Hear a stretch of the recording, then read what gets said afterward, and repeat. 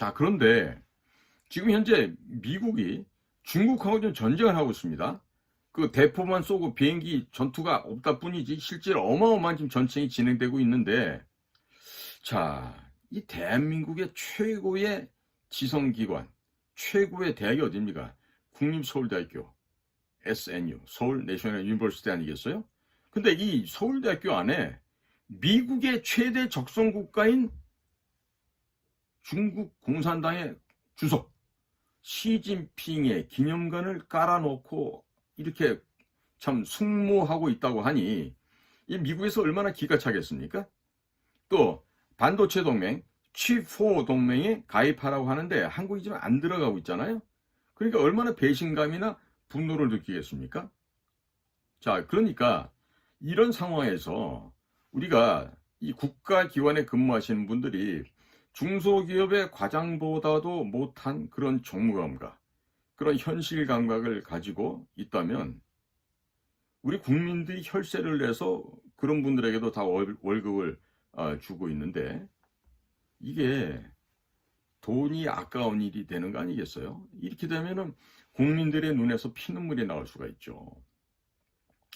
우리가 사람이냐 짐승이냐 이것을 명확하게 구분지을 때 그 기준점은 역사를 아느냐 모르느냐에 따라서 그 구분을 할 수 있습니다. 즉 역사를 모르고 또 은혜를 모르면 국가안보실의 실장 출신의 짐승이 될 수 있고 또 국가정보원장 출신의 짐승이 될 수도 있는 겁니다.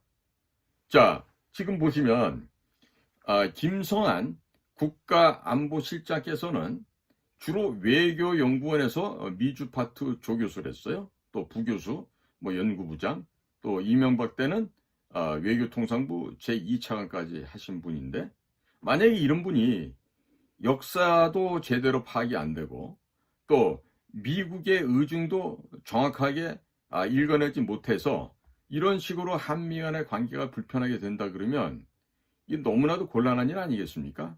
이런 식으로 일을 만들어서는 매우 곤란한 일이죠. 제가 좀 곤란이라고 말씀드리면 그보다 더 심한 지금 상황이 전개되고 있습니다.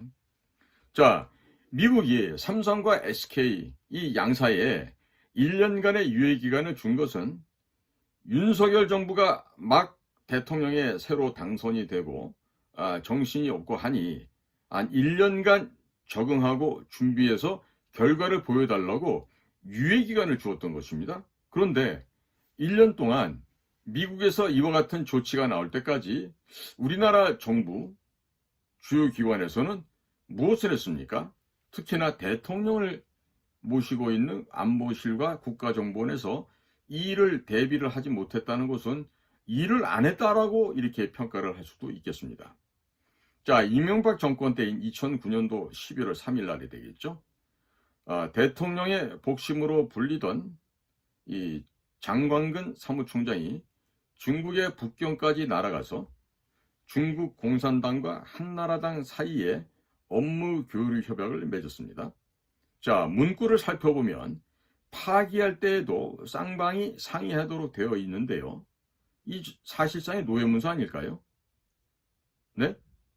이런 관계를 우리 국가안보실이나 국가정보원에서 명확하게 바르게 알고 계신지 모르겠어요. 또 이명박 정권 때인 2010년에 대통령 직속으로 있는 국가안보 총괄 점검회의 위원과 대통령 직속 국방선진화 추진위원회 위원도 또한 역임하셨는데 이 한나라당이 중국 공산당과 업무 교류 협약을 맺었다는 사실을 모를 수는 없는 일 아니겠습니까? 김성한 외교 안보실장님, 중국 공산당하고는 어떻게 친하게 지내셨나요? 혹여 중국 공산당에게 약점이 잡힌 것은 없었는지 제가 묻고자 합니다. 자, 그런데 왜 서울대학교에 한미동맹의 상징인 이승만 대통령 동상은 없고 중국 시진핑 기념관이 들어선 것을 보고 이 시진핑 기념관을 치울 생각을 안 했던 것입니까? 정녕 그렇단 말입니까? 중국의 비밀 경찰서가 언론에 이미 대서특필돼서 다 폭로됐습니다. 그 다음 조치가 뭐가 있었죠? 전국에 지금 산지에 있는 공자학원 23개소가 있는데 그 공자학원을 왜 그냥 두고 있죠? 그냥 둘 게 아니라 없애야 되는 거 아닙니까? 자, 그 밑에 있다고 하는 김태효 국가안보실 제1차장 어떤 사람입니까? 이명박 대통령 당시 천안함 폭침 사건이 터지고 연평도 포격 사건이 일어나자 중국에 돈가방, 즉 북경으로 돈가방 들고 가서 북한의 대남 공작 요원들을 접선을 하고 평화를 구걸했던 사람인데, 그러한 과정에서 중국 측이나 북측에 약점이 잡히진 않았을까요? 그런 광경에서 약점을 잡아채는 게 바로 중국과 북의 아주 전통적인 그 특징인데, 자, 당시 김태효 씨는 대통령 서명도 안 된 문서를 들고 다니다가 오히려 북한 측에서 우리 측 요원들에게 김태효의 신원조회를 해달라고 할 정도로 문제를 크게 야기시켰던 바로 그 사람이 김태효, 현재 국가안보실 1차장입니다.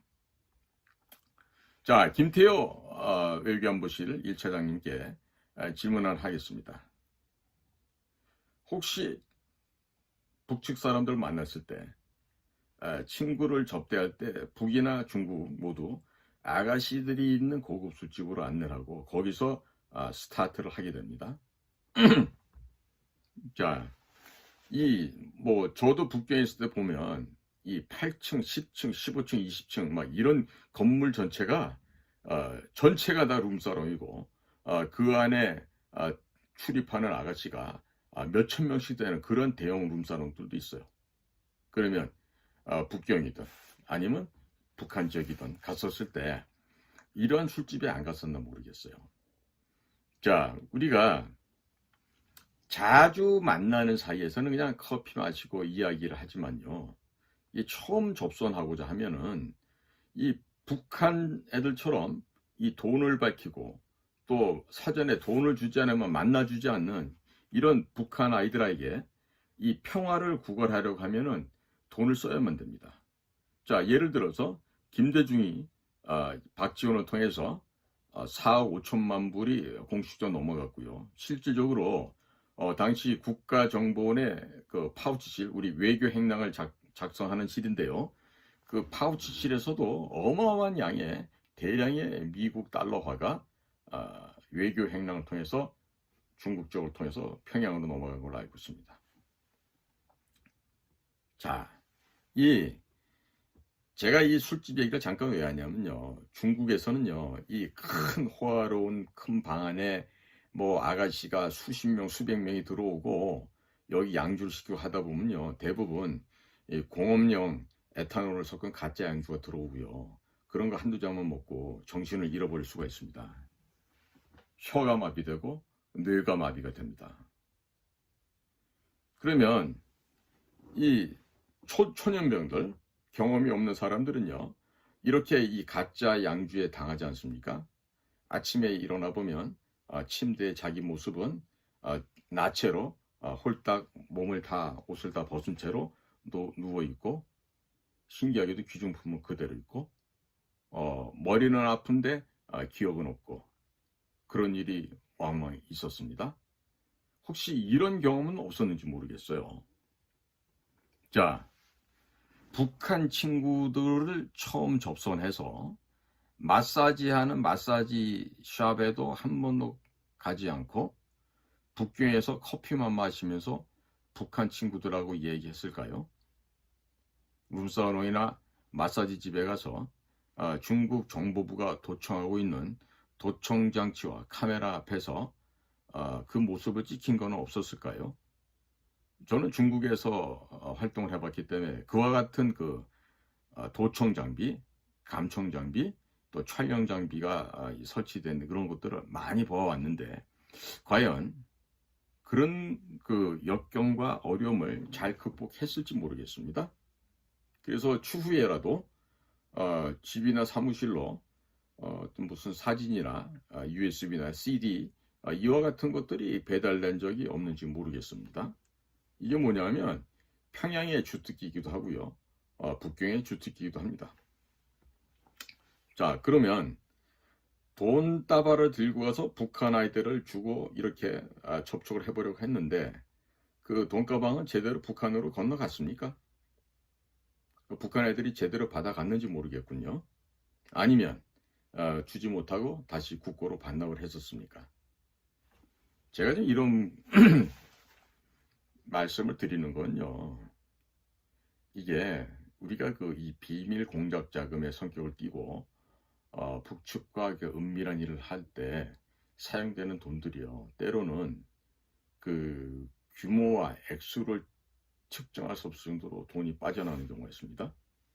제가 직접 많이 봤어요. 봤기 때문에 제가 좀 드리는 얘기예요.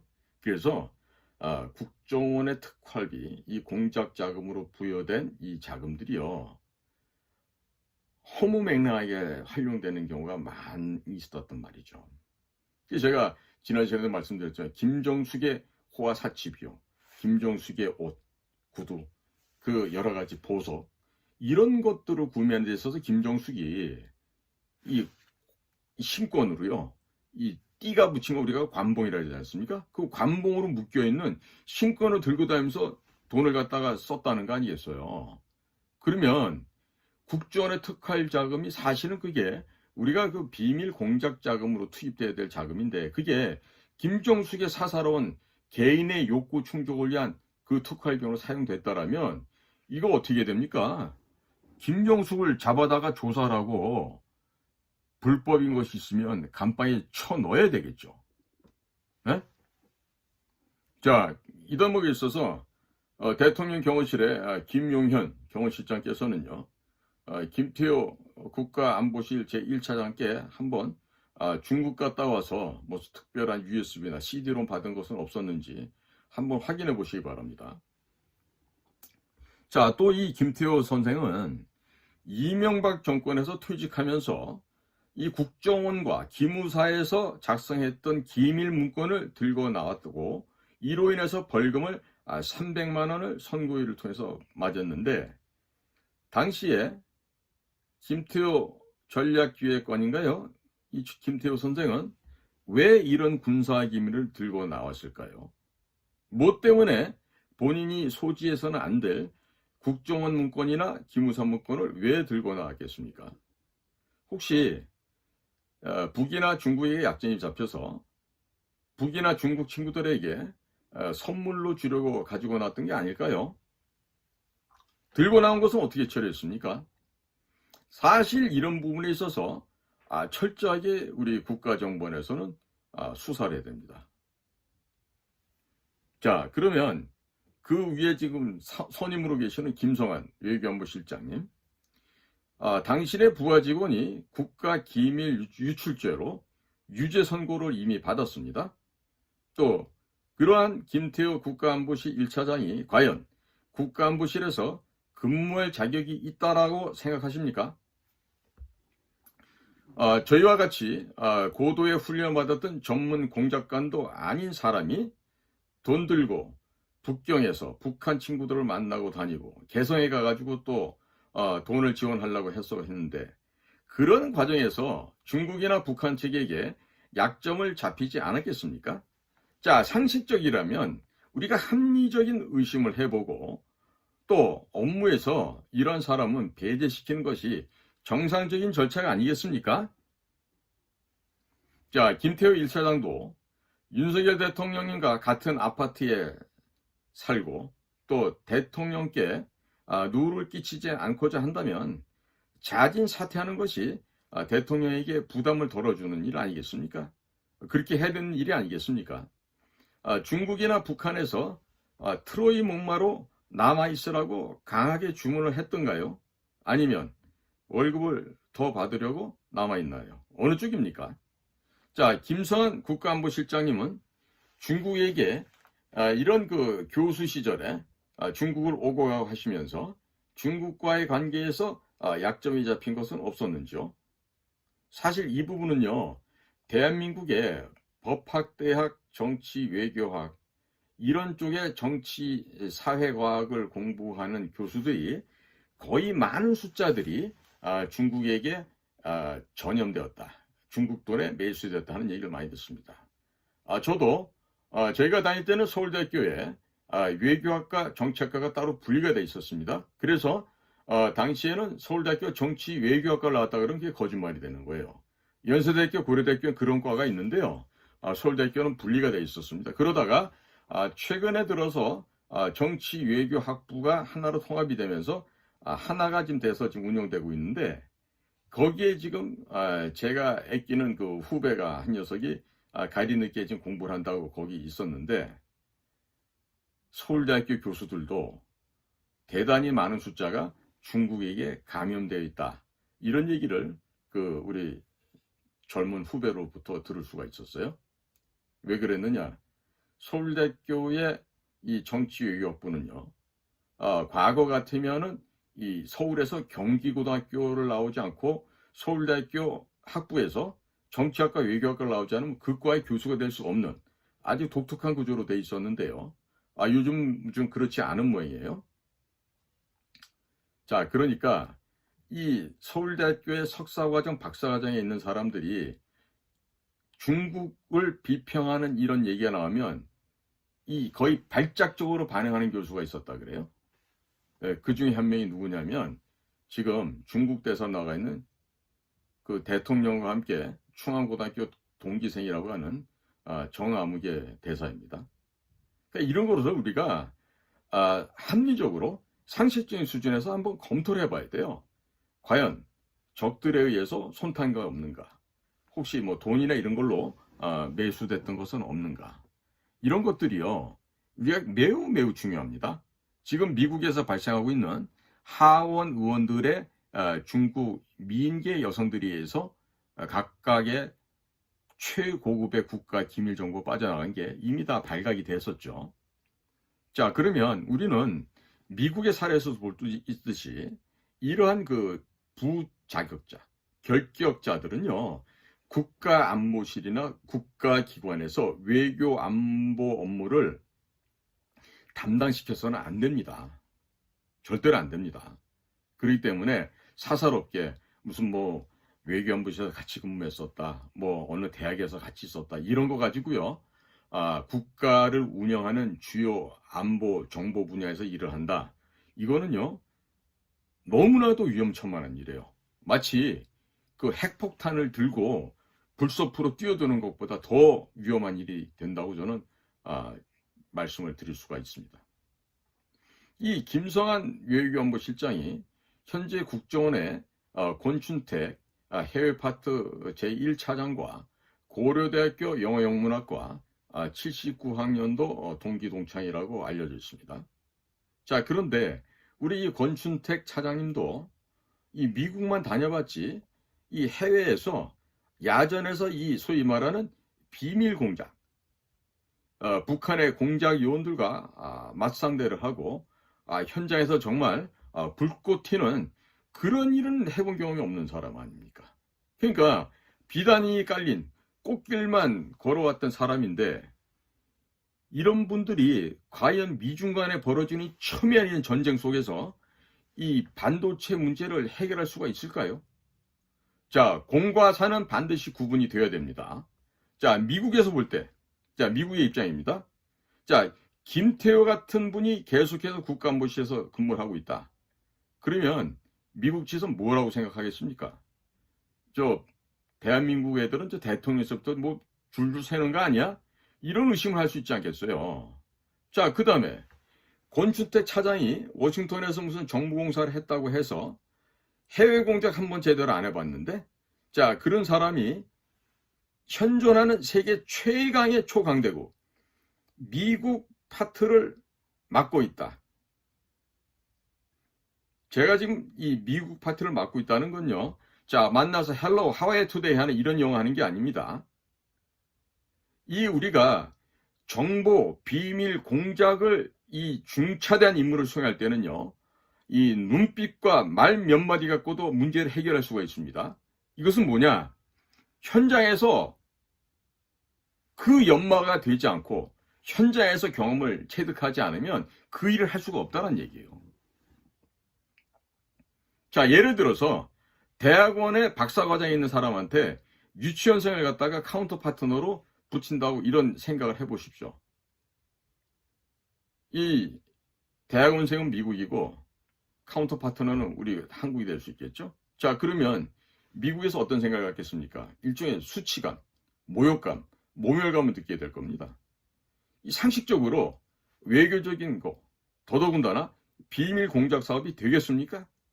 안 될 말이죠. 될 수가 없습니다.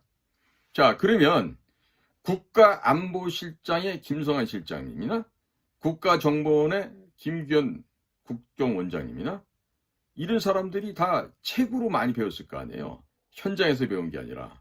그러면 실무를 잘 모르실 거 아니에요. 그럼 미국은 누구하고 무슨 얘기를 어떻게 해야 됩니까? 그러니까 제가 만약에 미국 CIA 장이다. 미국 특수공작부서의 내 국장이다. 그랬을 때 무슨 얘기를 어떻게 합니까? 대화가 돼야지 얘기할 거 아닙니까? 자, 예전에 박진 외교부 장관, 현재 외교부 장관이시죠? 그 박진 장관과 함께 그러니까 일을 해봤던 그런 분들 이야기를 들어봤더니만 정말 그 평가가 참 야릇한 평가가 납니다. 무슨 새가슴이다, 어? 혹은 무슨 뭐 쫄보다, 뭐 이런 평가가 있는데 이 얘기는 결국 뭐예요? 일선 현장의 외교관으로서는 유능하지 않다는 이야기 아니겠습니까? 네? 자, 김규현 국정원장도 과거에 외교부에서 오랜 세월을 근무를 하셨고 거의 최종 단계에서 외교안보에서 근무를 하신 걸로 알고 있는데 외교부 직원들이 바라보는 김규현이라는 인물, 그분에 대한 평가는 제가 굳이 여기서 필설로 다 아지 않더라도 이제는 다 아시겠습니까? 자, 그러면 미국에서는 이런 사항들을 다 파악하고 있어요.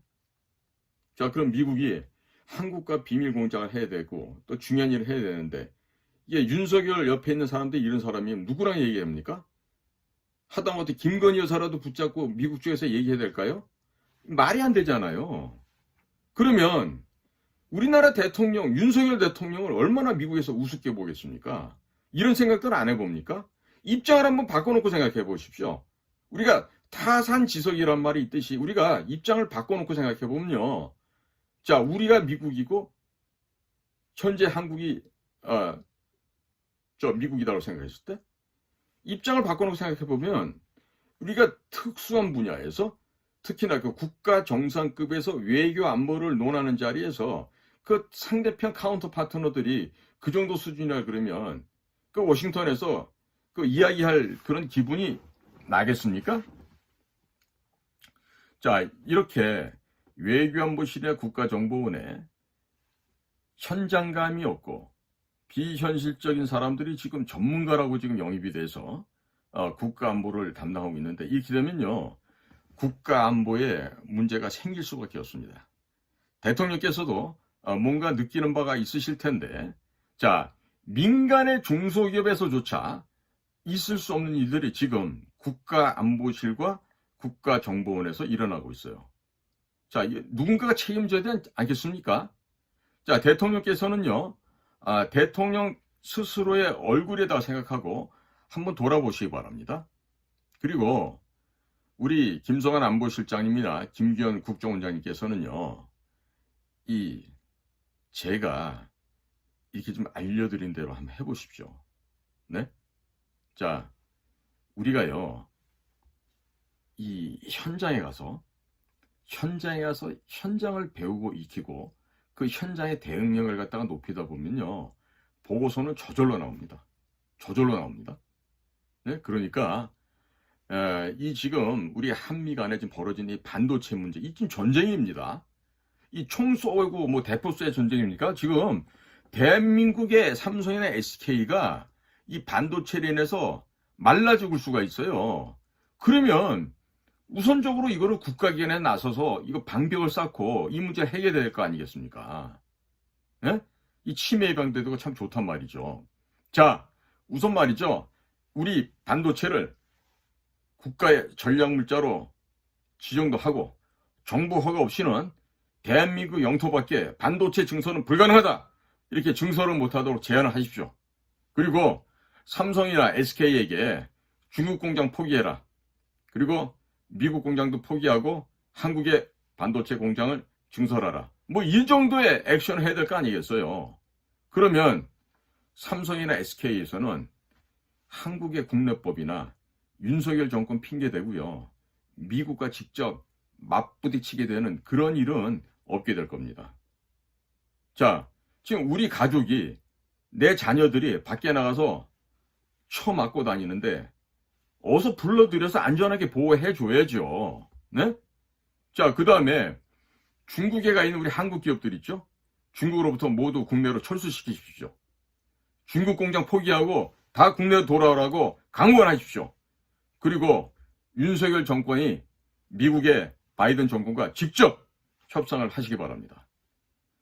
그래서 지금 현재 우리는 굉장히 여건이 좋습니다. 김성한 안보실장, 김기현 국정원장, 박진 외교부 장관 전부 다 네이티브 스피커만큼 영어를 잘하시는 분이라 그래요. 모두가 영어에 능통하신 분이니까 협상단 꾸려서 통역관 필요 없이 장관들이 가서 직접 미국과 협상해서 문제를 해결하시기 바랍니다. 그리고 미국의 그 여야 정치인들에게도 돈도 좀 집어주는 이런 로비를 하십시오. 자, 미국에선 로비가 합법으로 되어 있습니다. 제가 지난 2018년도에 워싱턴 DC를 방문했더니 문재인이 미국 측의 상하원 의원들을 우리 측으로 끌어들이기 위해서, 즉 평화협정, 정전협정 이것을 맺게 하려고요. 미국 워싱턴에 근 1억 달러 가까운 돈을 뿌렸었어요. 그래서 제가 그때 하원을 방문해가지고 미국의 그 의원들, 보좌관들 몇몇 이렇게 만나서 또 그쪽에 로비스트도 만나왔었는데 한국 돈 못 받으면 병신이라 소리를 하더라고요. 왜 그런 말씀을 하세요? 그랬더니 여기서 그냥 발에 걸리는 게 다 한국에서 오는 돈이라는 거죠. 자, 문재인 같이 하찮은 것도 미국의 정치권을 상대로 돈을 뿌리고 했었는데 미국에서는 로비가 합법입니다. 자, 민간 기업들이 보통 뭐 100억, 200억 뭐 이런 식으로 로비 자금을 쓰고 있습니다. 근데 우리 국가정보원 있죠. 김정숙 같은 그 아줌마가 돈 쓰고 다니는 거 다 뺏어 갖고 와가지고 이런 데다 돈을 써야 돼요. 미국하고 협상하고 로비할 때. 그리고 특활비를 그런 데 써야지. 에?